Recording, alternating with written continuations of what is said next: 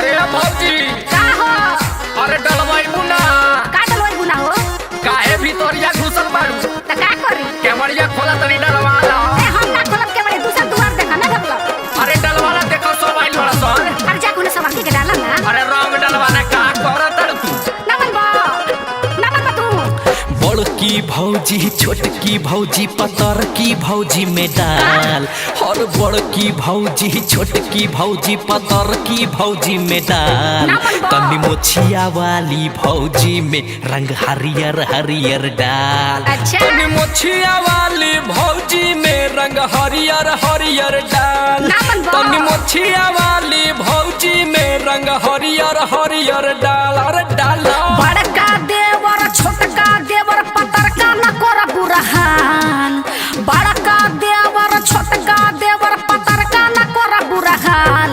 बिना मोछिया वाला देवरा नाही हलर हलर रंग डाल।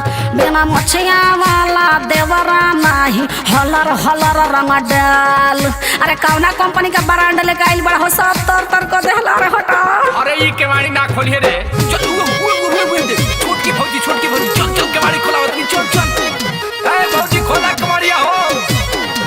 अरे ऐसे ना खोलिए। अरे धक्का मार। ए भौजी संकर बड़ा तू सब हमर जंगला तू देला। अरे जान तू तनी तू डलवाई बुना।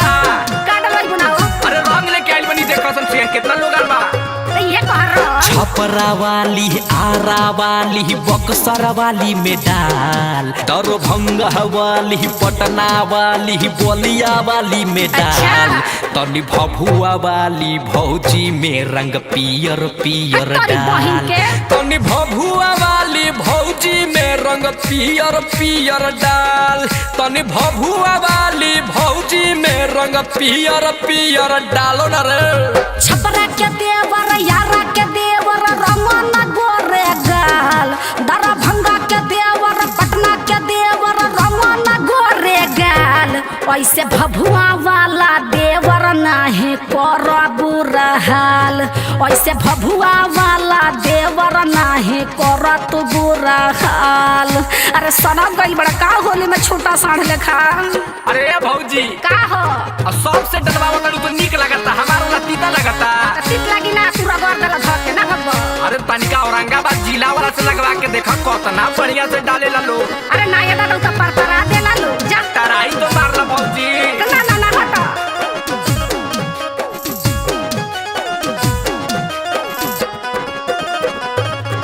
मोतिहारी वाली सिवान वाली टन टनवा भौजी में डाल। तवर की भौजी गोरख की भौजी टेढ़ की भौजी में डाल। तनी गाया वाली भौजी में रंग हॉलर हॉलर डाल। तनी गाया वाली भौजी में रंग हॉलर हॉलर डाल।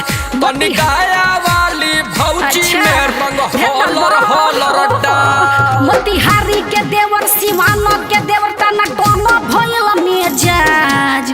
घूमे घूमे बजावो तारो दुआरे दुआरे साज। रंगवा डलल रंजनिया नीता की भइल बाटे बुरा हाल। शैलेश राहुल रंगवा डलल की भइल बाटे बुरा हाल।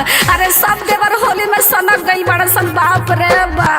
देखी ठाकुर देवर तो छोटा साण लेके घूमत रहे पीपा के।